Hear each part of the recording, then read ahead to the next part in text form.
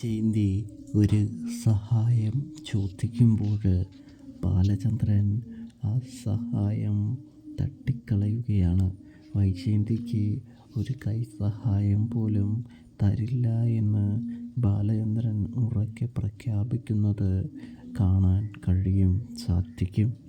എന്തുകൊണ്ട് തരില്ല, എന്താണ് തരാത്തത് എന്ന പലവിധ ചോദ്യങ്ങളും നമ്മുടെ വൈജയന്തി ചോദിക്കുമ്പോൾ, എനിക്ക് തരാൻ സൗകര്യമില്ല, നിന്നെ എൻ്റെ കാറിൽ കയറ്റാൻ എനിക്ക് മനസ്സില്ല, നിനക്ക് എങ്ങനെ വേണമെങ്കിലും പോകാമെന്ന് പറയുന്നത് കാണാൻ സാധിക്കുന്നു. ഇതേ സമയം ദേഷ്യപ്പെട്ട് വൈജയന്തി അവിടെ തന്നെ നിൽക്കുന്നു. ബാലചന്ദ്രൻ ഓക്കെ അല്ലേ എന്ന് കൃഷ്ണമോള് ചോദിക്കുന്നു, മനസ്സിലാക്കുന്നു. ഇതേ സമയം അച്ഛന് കുഴപ്പമൊന്നുമില്ല എന്ന് പറഞ്ഞ് ബാലചന്ദ്രൻ ജ്വല്ലറിയിലേക്ക് പോകുന്നു.